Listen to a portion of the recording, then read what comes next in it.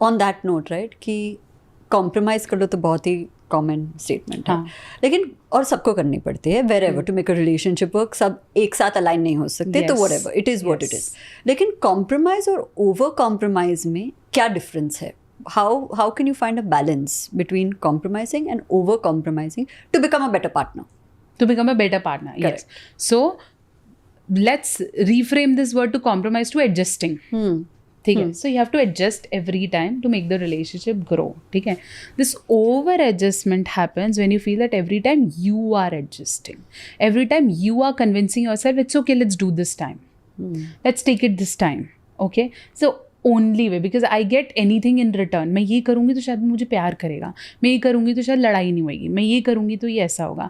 अगर ये सिर्फ आपकी तरफ से हो रहा है और आपका पार्टनर ये नहीं कर रहा है, देन इट्स ओवर एडजस्टमेंट्स. ठीक है. हाँ, the people who are elder to your, for example you are living with your in laws और द लिटिल चाइल्ड और द छोटी ननद और वट एवर.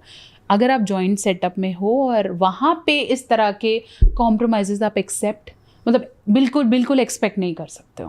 ठीक है. Because they are not in the age of may be changing themselves a lot. वो तब करने लगेंगे जब एक्चुअली आप, मतलब वो बोलते हैं ना, लेटर भिजवा दोगे उनके घर की बदल अब, तो उनके लिए थोड़ा मुश्किल है. ठीक है. मैं नहीं बोल रही नहीं होता, बट थोड़ा सा मुश्किल हो जाता है आपका एडजस्टमेंट. ये ना सीख मुझे मेरी मदर ने दी थी जब मेरी शादी हुई थी. तो उन्होंने बोला था that your relationship, it's be it marriage और something, it's like a pot. Okay. So if you feel कि मैं जाती हूँ उसमें हाथ डाल के कुछ निकाल लूँगी, it's not going to happen. If you want that pot to give you something, keep on pouring, keep on pouring, keep on pouring, but उतना हाफ पोर करके बैठो. अब देखो ये भर रहा है, और अगर आपका हाफ पोर करने के बाद वो भर रहा है, तब तो रिलेशनशिप ठीक है. अगर आप डालते जा रहे हो और एंड के वक्त निकालते वक्त खुद का ही निकल रहा है, फिर कोई फ़ायदा नहीं है.